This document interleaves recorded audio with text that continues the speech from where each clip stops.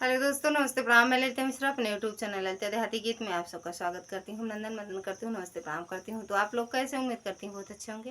तो आप लोग को एक बहुत ही प्यारा, बहुत अच्छा चुटकुला नाच के सुनाऊंगी, तो आप लोग सुनिएगा और कमेंट बॉक्स में जरूर बताना कैसा लगा आप लोग को यह गाना। हर हर महादेव। हमरी गुलाबी चुनरिया हमें तो लग जई है नजरिया हो।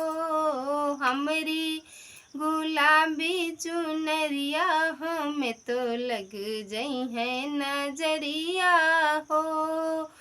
चाहे तुम्हारा ससुर चाहे गरियावा, चाहे तुम्हारा ससुर चाहे गरियावा, बन गईले तोहरी बहुरिया हमें तो लग जई है नजरिया हो।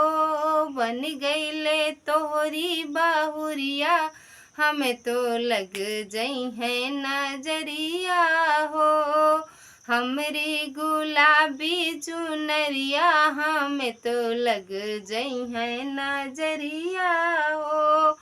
चाहे तुम्हारा जठनी चाहे गरियावा, चाहे तुम्हारा जठनी चाहे गरियावा, बनी गईले तोहरी देवरनिया हमें तो लग जई है नजरिया हो। बन गईले तोहर देवरनिया हमें तो लग जई है नजरिया हो। हमरी गुलाबी चुनरिया हमें तो लग जई है नजरिया हो।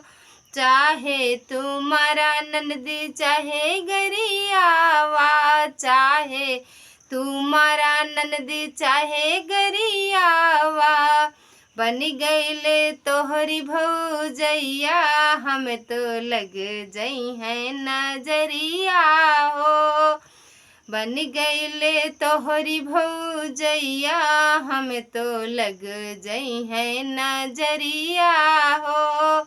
हमरी गुलाबी चुनरिया हमें तो लग जई है नजरिया हो।